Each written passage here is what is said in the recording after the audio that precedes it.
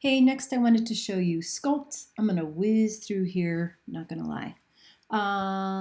Couple things. You can actually go to Sculpt here, but it's slightly more fleshed out if you click on this plus sign, Sculpting, and go to the Sculpt workshop scene, desktop, I don't know what it's called. I'm losing my mind.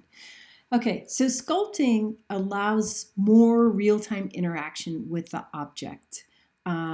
It's instead of you messing with the vertices, edges, and faces, you get to interact directly.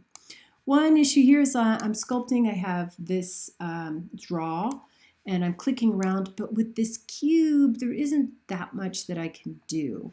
So actually, I'm going to jump back to the object mode. Delete this and add a UV sphere. I'm going to give the UV sphere some more segments and rings to mess around with. Then I'm going to jump back. By the way, did you notice that object mode was within the context of sculpting? Anyway, I'm going to go back to sculpt mode, and now I'm going to start drawing. I can increase or decrease my brush size for drawing like this, and I'm going to give this funny character a brow here. Now, one thing's happening.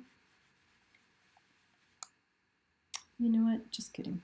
I'm going to go back to object mode. I'm going to delete this, and I'm going to add a UV sphere with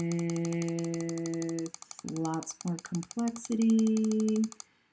I'm sorry that I'm clicking in your ear. How annoying. I know that that's annoying. Then I'm going to go back to sculpt mode, and then using my drawing tool in sculpt mode, I'm going to start drawing.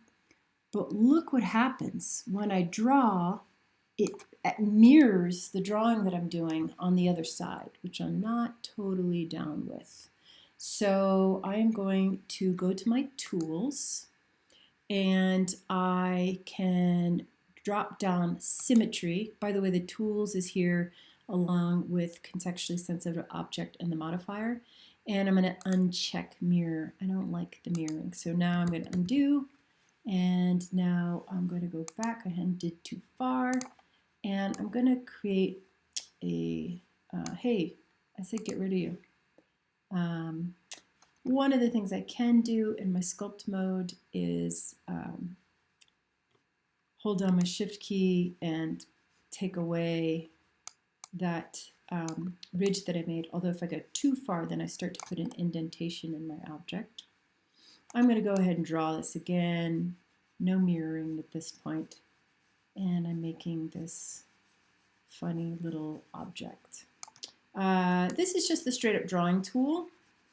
There are other tools. This tool that is called clay, so it's like clay material, adding clay to your object. There's this that is clay strips that you're adding to your object. And this is a more dramatic edge that you can add. And there's this inflate and deflate. Okay. Wow. All right. That is looking terrible. I'm going to hold on my shift key and see what happens when I go too far the opposite direction. And a couple things.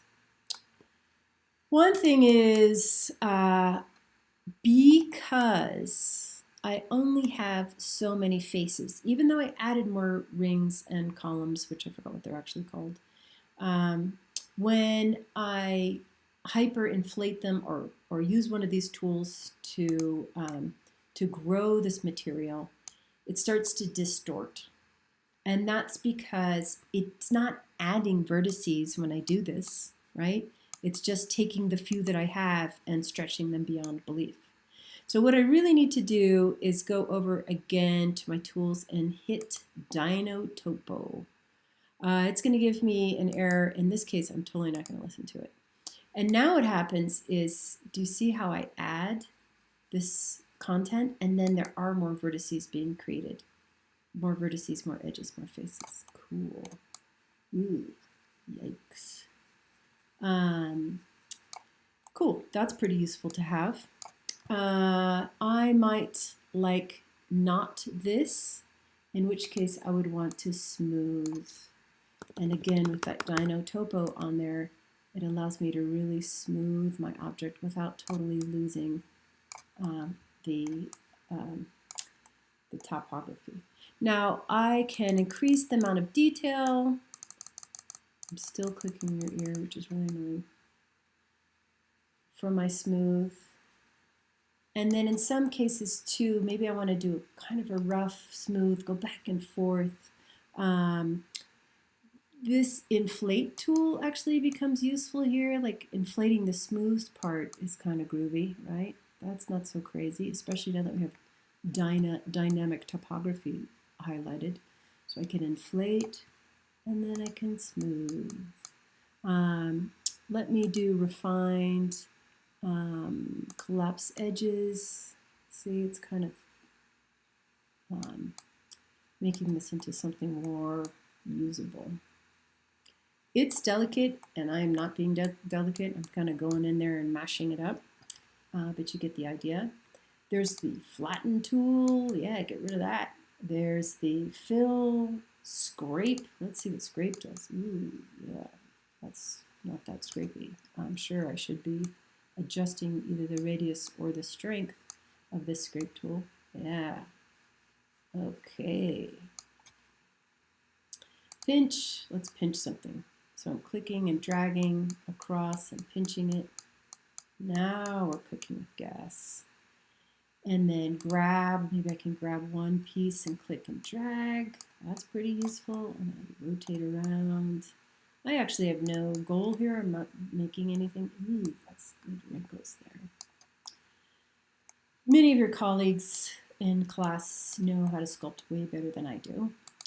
This one's pretty awesome. This allows you to, I don't know, create kind of like a snake-like material. And even though it has Dino Topo, it's not totally,